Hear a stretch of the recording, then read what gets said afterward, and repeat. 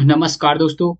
आज की क्लास में हम लोग देखेंगे ब्रिटिश काल में शिक्षा पद्धति कैसी थी उसके बारे में चर्चा करेंगे। पहला सबसे पहले आता है नाम चार्टर एक्ट 1813। दोस्तों यहाँ पे बात करते हैं चार्टर एक्ट 1813 की। दोस्तों ये कहानी शुरू होती है जब चार्टर एक्ट 1813 आता है तो उसमें क्या होता है दोस्तों कि ब्रिटिश सरकार ने सोचा कि भारत में शिक्षा के लिए कुछ करना चाहिए। इसलिए उन्होंने क्या डिसाइड किया कि हर साल 1 लाख रुपए का अनुदान यानी सब्सिडी देना स्टार्ट कर दिया था। तो दोस्तों बात की जाए तो यहाँ पे शिक्षा की शुरुआत के लिए पहला कदम था चार्टर एक्ट 1813। ये सिंपल सी चीज है, आपको मालूम होगी। चलिए नेक्स्ट बढ़ते हैं। मैकाले का स्मरण पत्र नंबर 2 पे आता है। मैकालेस माइन्यूट, इसको जाना जाता है इसके नाम से। थॉमस मैकाले नाम का एक अंग्रेजी अधिकारी आता है 1835 में। उसने एक पत्र लिखा जिसे हम मैकाले का स्मरण पत्र के नाम से जानते हैं। उसने सोचा कि भारतीयों को अंग्रेजी भाषा में और पश्चिमी शैली की शिक्षा देनी चाहिए। वह मानता था कि अंग्रेजी शिक्षा से भारतीय सभ्यता का विकास होगा। उसने एक अधोगामी निस्पंदन का सिद्धांत दिया था जिसको डाउनवर्ड फिल्ट्रेशन थ्योरी के नाम से दोस्तों जाना जाता है। आप सबको मालूम होगा वो चीजें। इसका मतलब था कि पहले उच्च वर्ग को शिक्षा दी जाए और फिर वही ज्ञान समाज के बाकी हिस्सों में बताया जाए या फैलाया जाए। तो ये थी डाउनवर्ड फिल्ट्रेशन थ्योरी। तो ये इसने किसने दिया था? तो मैकाले, थॉमस मैकाले ने स्टार्ट किया था। तो यहाँ पे मुख्य बिंदु आपको मिल जाएंगे। अंग्रेजी भाषा में पढ़ाई स्टार्ट की इसने, पाश्चात्य शिक्षा का समर्थन किया, अधोगामी निस्पंदन सिद्धांत यानी डाउनवर्ड फिल्ट्रेशन थ्योरी दी, और चौथा पॉइंट आधुनिक शिक्षा प्रणाली की नींव रखी। तो ये था मैकालेस माइन्यूट अर्थात मैकाले का स्मरण पत्र। चलिए चुका है। नेक्स्ट बढ़ते हैं। वुड्स डिस्पैच आता है 1854। अब वुड डिस्पैच की बारी थी दोस्तों, जो आता है 1854 में। जब वुड डिस्पैच आया, इसे भारतीय शिक्षा का मैग्ना कार्टा कहा जाता था दोस्तों, कहा जाता है। और इसमें कहा गया कि प्राथमिक शिक्षा स्थानीय भाषाओं में होनी चाहिए, लेकिन उच्च शिक्षा अंग्रेजी में होनी चाहिए, ऐसा इसमें बताया गया था। इस डिस्पैच ने पहली बार महिला शिक्षा पर जोर दिया और धर्मनिरपेक्ष शिक्षा की बात की थी दोस्तों।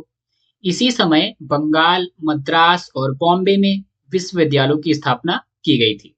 ये चीजें आपको यहाँ पे लिख दी गई है। तो एक बार फिर से दोहरा लीजिए। भारतीय शिक्षा का मैग्ना कार्टा किसको कहा जाता है? तो वो डिस्पैच को बोला जाता है। स्थानीय भाषाओं में प्राथमिक शिक्षा वो डिस्पैच के माध्यम से। उच्च शिक्षा के लिए अंग्रेजी भाषा वो डिस्पैच के लिए। मतलब उच्च शिक्षा किसके लिए होनी चाहिए? अंग्रेजी भाषा में होनी चाहिए। किसमें बोला गया है? तो वो डिस्पैच में बोला गया है। महिला शिक्षा पर बल किसने दिया? वो डिस्पैच। धर्मनिरपेक्ष शिक्षा वो डिस्पैच। और लास्ट पॉइंट क्या है? 1857 में बंगाल, मद्रास और बॉम्बे में विश्वविद्यालयों की स्थापना होती है। तो किसके द्वारा होती है? तो वो डिस्पैच के माध्यम से होती है। नेक्स्ट अगला आपका आता है हंटर आयोग, जो कि 1882-1883 के नियर अबाउट आया था। इसमें क्या होता है दोस्तों? लॉर्ड रिपन के समय हंटर आयोग का गठन होता है। इस आयोग ने सुझाव दिया कि भारतीय शिक्षा स्थानीय भाषा में होनी चाहिए ताकि ज्यादा से ज्यादा लोग इसे समझ सकें और इसका लाभ उठा सकें। ऐसा इसमें बताया गया है। ओके, ये किसके शासनकाल में आता है? हंटर आयोग ये आता है आपका रिपन के टाइम पे। और इसमें क्या था मुख्य बिंदु? प्राथमिक शिक्षा स्थानीय भाषा में होनी चाहिए। आई होप चीजें समझ में आ रही होंगी आपको।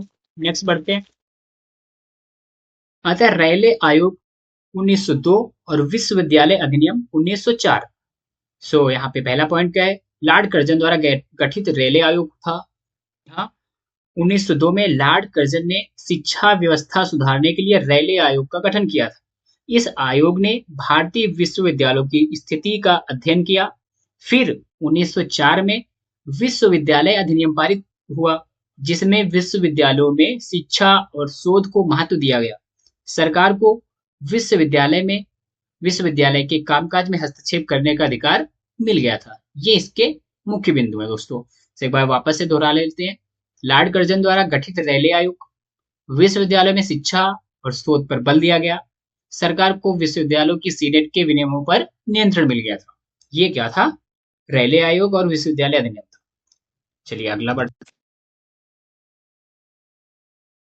सैडलर आयोग। दोस्तों सैडलर आयोग क्या रहता है? 1917 से 1919 के आसपास ये आता है। इसमें क्या होता है, मुख्य बिंदु जानते हैं इसके? इसका इसका काम क्या था? तो इसका काम था कलकत्ता विश्वविद्यालय की समस्याओं का अध्ययन करना, सैडलर आयोग। ओके, सो इसमें भारतीय विद्वान आशुतोष मुखर्जी और डॉक्टर जियाउद्दीन अहमद शामिल थे। ठीक है, इस आयोग ने सुझाव दिया कि स्कूली शिक्षा 12 साल की होनी चाहिए ताकि छात्रों को उच्च शिक्षा के लिए बेहतर तैयारी मिल सके, ऐसा इसमें बताया गया था। तो सैडलर आयोग 1917 से 19 तक के आसपास था और कलकत्ता विश्वविद्यालय की समस्याओं का अध्ययन इसके अंतर्गत किया गया। नेक्स्ट पॉइंट क्या है, स्कूली शिक्षा का 12 वर्ष का पाठ्यक्रम कर देना चाहिए, ऐसा इसमें बताया गया था। तो ये हो चुका है। आइए अगले आयोग को जानते हैं, समिति को जानते हैं। हाल्टोंग समिति 1929, इसके बारे में बात करते हैं। हाल्टोंग समिति ने प्राथमिक शिक्षा पर खास ध्यान दिया। उसने सुझाव दिया कि सिर्फ योग्य छात्र ही हाई स्कूल और इंटरमीडिएट में जाएं, जबकि बाकी छात्र व्यावसायिक शिक्षा में अपना करियर बनाएं, ऐसा इसमें बताया गया था।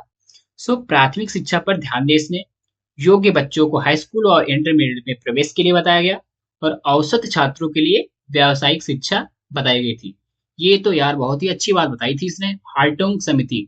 आई होप ये आपको भी अच्छी लगी होगी, ये मेरे को भी बहुत पसंद आया। अगर आपको अच्छा लगा है तो आप कमेंट में बताना कि हाँ, ये चीज अच्छी थी इस समिति की, ये अच्छी बात थी। क्योंकि जो एवरेज छात्र रहते हैं उनको यार बहुत ज्यादा डिफिकल्टी फेस करनी पड़ती है, तो उनके लिए क्या बताया गया कि व्यावसायिक शिक्षा की तरफ जाना चाहिए उनको।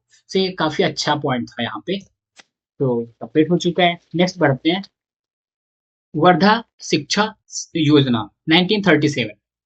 सो दोस्तों ये क्या था, इसमें क्या था कि महात्मा गांधी ने शिक्षा के क्षेत्र में एक नई योजना दी थी, जिसे वर्धा शिक्षा योजना कहा जाता है। इसका उद्देश्य था शिक्षा के साथ साथ छात्रों को हस्तकला सिखाना। इसका प्रारूप डॉक्टर जाकिर हुसैन ने तैयार किया था। ओके, सो रिपीट कर लेते पॉइंट। महात्मा गांधी द्वारा प्रस्तावित था, शिक्षा के साथ साथ हस्तकला पर जोर दिया था और योजना का प्रारूप डॉक्टर जाकिर हुसैन ने तैयार किया था। तो आई होप ये चीजें आपको क्लियर हो रही होंगी। चलिए नेक्स्ट है सार्जेंट योजना 1944। ये क्या था? 1944 में सार्जेंट योजना आती है दोस्तों, जिसमें 3 से 6 साल के बच्चों के लिए पूर्व प्राथमिक शिक्षा और 6 से 11 साल के बच्चों के लिए निशुल्क अनिवार्य शिक्षा का प्रावधान किया गया था दोस्तों। ओके, इस योजना का लक्ष्य था कि अगले 20 वर्षों में वयस्क निरक्षरता को पूरी तरह से खत्म कर दिया जाए, ऐसा इसमें चीजें थी। सो एक बार रिपीट कर लीजिए पॉइंट। 3 से 6 साल के बच्चों के लिए पूर्व प्राथमिक शिक्षा, 6 से 11 साल के बच्चों के लिए निशुल्क और अनिवार्य प्रारंभिक शिक्षा, 20 वर्षों में वयस्क निरक्षरता समाप्त करने का लक्ष्य था। ये किसके अंतर्गत आता है? ये सार्जेंट योजना के रिलेटेड था। चलिए अगला बढ़ते। तो यहीं से दोस्तों ये अपने इन जो ब्रिटिश शासन में के दौरान जो शिक्षा की योजनाएं थी वो यहीं से समाप्त होती है। और इसका निष्कर्ष क्या निकलता है आपको बता देते हैं। कंक्लूजन इसमें क्या था कि ब्रिटिश शासन के दौरान धीरे धीरे विकास होता रहा, आधुनिक शिक्षा प्रणाली की मजबूत नींव रखी गई, ऐसा इसमें लोग बोल सकते हैं ये चीजें बढ़ने के बाद। अर्थात ब्रिटिश शासन के दौरान शिक्षा का विकास धीरे धीरे हुआ। भले ही इन योजनाओं में कई खामियां थी दोस्तों, लेकिन इन्होंने आधुनिक भारतीय शिक्षा प्रणाली की नींव रखी है, ऐसा हम लोग बोल सकते हैं। ओके, और आज भी इन योजनाओं की विरासत हमारी शिक्षा प्रणाली में दिखाई देती है। इस बात को बोला जाए तो इसमें कोई कठिनाई नहीं होगी बोलने में, या फिर सुनने में कठिनाई नहीं होनी चाहिए, क्योंकि ये चीजें सत्य है।